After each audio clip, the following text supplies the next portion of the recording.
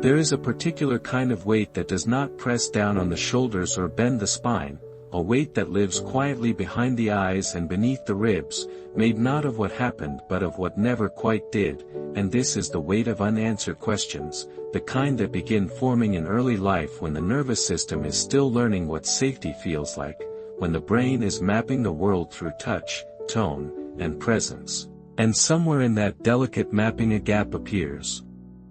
Small at first, almost unnoticeable, like a missing puzzle piece that the child assumes must exist somewhere, because surely someone will come back with the explanation, the apology, the clarity, but the explanation never arrives, and the nervous system, designed to predict and protect, learns instead to hold the question open, suspended, like a breath that never fully releases. Neuroscience tells us that the brain craves resolution, that prediction errors, moments when reality does not match expectation, activate stress circuits meant to help us learn and adapt, yet when those errors remain unresolved, when there is no corrective information, no emotional repair, the stress does not resolve either, it becomes chronic, subtle, woven into identity. And the unanswered question stops being a question at all and becomes a background hum, a low-frequency signal shaping how the world is perceived. Perhaps the question was simple once: why did they leave? Why did they change? Why did love suddenly feel conditional? But over time, as the brain seeks coherence, the question mutates into assumptions. It must have been me, I must have missed something, there must be something wrong at my core, and these assumptions feel less painful than not knowing, because the brain prefers a harsh story to an unfinished one, a known threat to an ambiguous absence.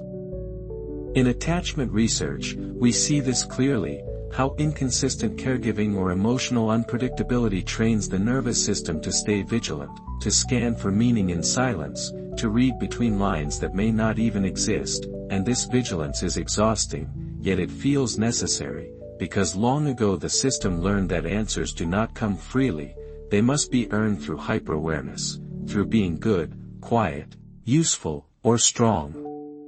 Over years, this turns into a personality, or at least it seems to, but really it is a strategy, a beautiful, painful strategy designed to survive uncertainty, and the tragedy is that the strategy often outlives the threat, continuing to operate long after the original question has faded from conscious memory. The adult may say they are anxious, restless, unable to settle, always thinking, always revisiting conversations, replaying moments, searching for the hidden meaning, and they may believe this is simply who they are, but beneath the surface the brain is still doing what it learned to do, trying to close an open loop. The hippocampus, tasked with organizing memory into a coherent narrative, struggles when key emotional data is missing, while the amygdala, the brain's alarm center, stays alert, interpreting ambiguity as potential danger, and so even neutral silences can feel heavy, even small delays can trigger disproportionate fear, because the body remembers a time when silence meant loss. This is why unanswered questions do not stay in the past, they leak into the present, coloring relationships, shaping expectations, making it hard to trust calm moments, because calm once preceded something painful and unexplained. And yet, there is also a quieter truth here, one that neuroscience and compassion meet to whisper: the brain did not fail you by holding on to these questions, it protected you in the only way it knew how. It tried to make sense of a world that did not make sense, and when meaning was not offered, it created its own, even if that meaning hurt. This is not weakness, it is adaptation. But adaptation, when frozen in time, becomes a cage. Many people carry this cage silently, functioning well on the outside, successful even, yet feeling a persistent sense of incompleteness, as if something essential is missing, and they may chase answers in achievements, relationships, self-improvement, or endless self-analysis, believing that if they just understand themselves better, the weight will lift, but understanding alone rarely resolves what is held in the nervous system. The unanswered question is not only cognitive, it is somatic, stored in muscle tension, shallow breathing, a heart that braces before it opens, and healing, therefore, is not about finally discovering the original answer, because often that answer no longer exists, or never did in a clean, satisfying form. Healing begins when the nervous system learns that it is allowed to rest even without resolution, that safety does not depend on perfect understanding, that ambiguity can be survived. This is a radical idea for a brain trained in uncertainty, that peace can come not from closure but from compassion. In therapeutic neuroscience, we speak of updating predictions, of gently teaching the brain through repeated, embodied experiences that the present is not the past, that unanswered questions no longer signal danger, and this teaching does not happen through force or logic, but through felt safety, through relationships where silence is kind, where pauses do not punish, where questions are welcomed but not demanded. Slowly, the brain learns a new pattern. Not every gap means abandonment, not every unknown hides a threat, and as this learning takes root, something softens, the constant scanning eases, the muscles release their long-held guard, and the person may notice, perhaps for the first time, how tired they have been. There can be grief here, too, grief for the years spent carrying questions that were never theirs to answer, grief for the child who waited, and this grief is not a setback but a sign of thawing, of a nervous system finally feeling safe enough to feel. The weight of unanswered questions does not disappear all at once, it loosens gradually, like fingers unclenching one by one, and in that loosening there is space for a different kind of knowing, not the sharp, anxious knowing that demands certainty, but a softer knowing that says, I am here now, I am allowed to rest, even if some questions remain, and it is in this space, where the brain begins to trust the present moment, that healing truly starts, because the question was never meant to be answered with words alone, it was meant to be met with presence, and as the nervous system slowly learns this, it begins to understand, not intellectually but deeply, that the silence it once feared can now be held, can be shared, can be safe, and in that shared silence, the quiet weight begins, at last, to feel a little lighter. As if the mind is finally setting down a burden it carried for so long that it forgot it was allowed to release it, and just as the body exhales without being told, the heart starts to believe that it no longer has to search so desperately for answers, because what it has been seeking all along was not information, but reassurance, not explanations, but a sense of being held, and when that realization gently reaches the nervous system, it opens a door to a new experience of self, one where the unanswered questions no longer define identity but become part of a larger story. A story where uncertainty does not mean danger, and where the mind can finally rest into the present moment without needing to brace for what comes next, because it is beginning to sense, slowly and carefully, that even if the questions remain, it is no longer alone with them, and this is where the quiet shift begins, where the brain, the body, and the heart start to move together toward a different way of being, one breath at a time, learning that safety is not found at the end of a perfect explanation, but in the gentle, repeated experience of staying present with what is. Even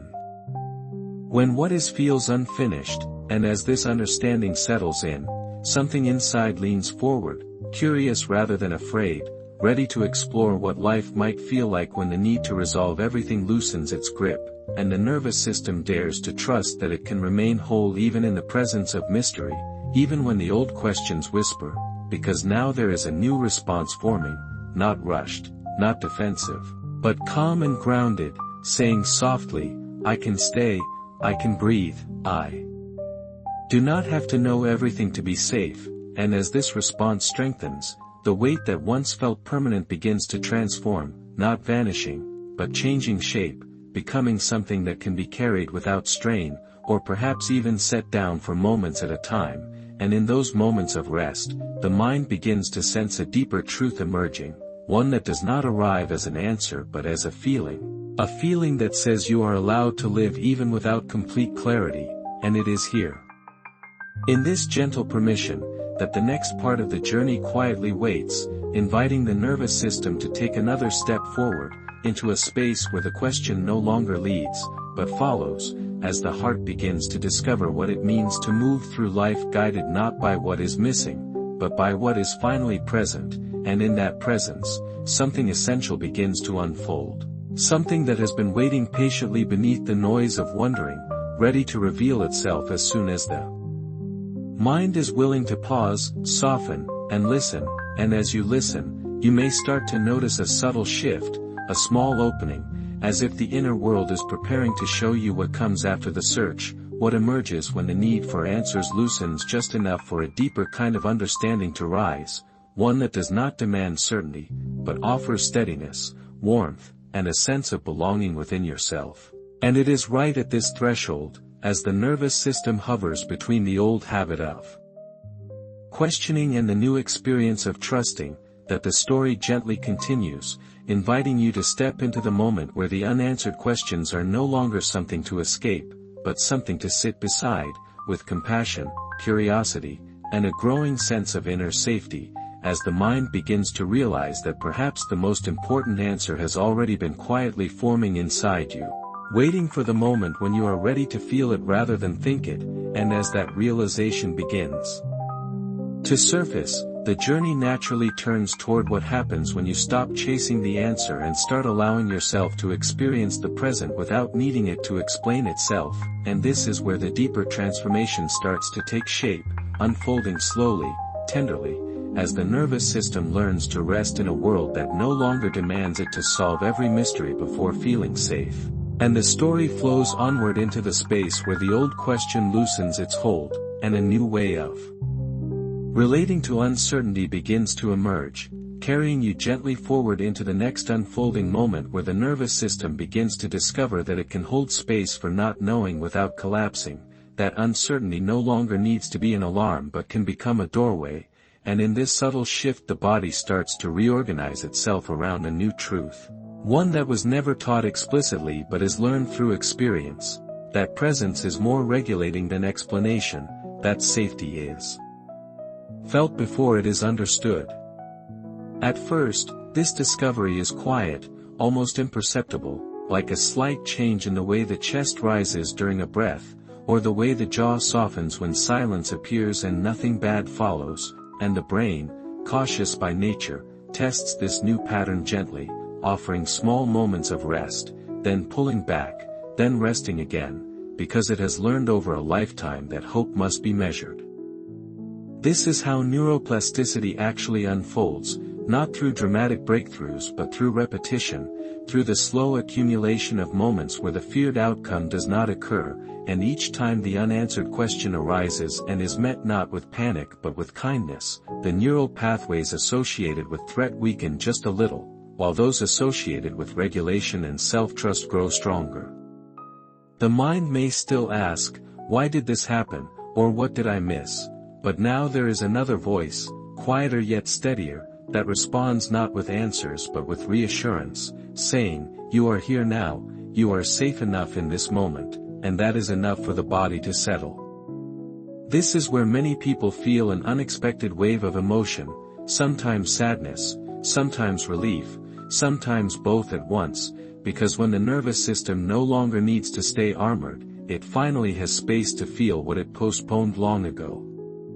Tears may come not because something new has gone wrong, but because something old is finally being acknowledged, and in neuroscience we understand this as completion, not of the story, but of the physiological response that was interrupted, the cry that was swallowed, the protest that was never allowed, the longing that had no witness. As these emotions move through, the weight that once felt so heavy begins to redistribute, no longer pressing inward but flowing outward, and the person may notice a strange sense of spaciousness, as if an internal room has been unlocked, a room that does not contain answers, but contains warmth. Relationships often change here, too, because when you are no longer organized around chasing clarity, you begin to tolerate others' imperfections and silences with more ease, not because you do not care, but because your nervous system no longer interprets every gap as a threat to your worth. You may find yourself less compelled to explain yourself, less desperate to be understood immediately, more willing to let meaning unfold over time, and this is not resignation, it is regulation. The brain that feels safe does not cling, it connects. And in this connection, a deeper lesson emerges, one that sits beneath all the unanswered questions you have carried, that the pain was never caused solely by not knowing, but by being alone with not knowing, and healing arrives when that aloneness dissolves, first internally, as you become present with yourself, and then externally, as you allow others to meet you without demanding perfection from either side.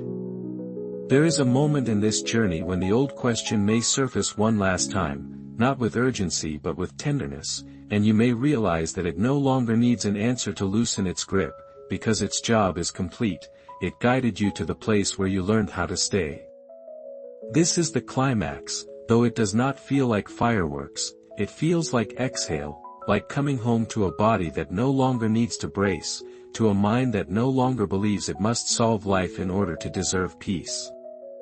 The unanswered questions may still exist, but they are lighter now, no longer carried in the center of your chest, but held at the edges of awareness, like clouds that pass without demanding your attention. What remains is a quiet confidence, not the loud certainty of knowing everything, but the grounded assurance that you can meet whatever arises with presence, curiosity, and compassion. This is the release the nervous system has been waiting for, the permission to live forward without dragging the past behind you, and as this permission settles in, you may notice a gentle joy emerging, not ecstatic, but steady, the kind that comes from alignment, from finally moving at the pace of your own healing. And in this state, life does not become perfectly clear, but it becomes livable, breathable, rich with moments that do not need to be analyzed to be meaningful.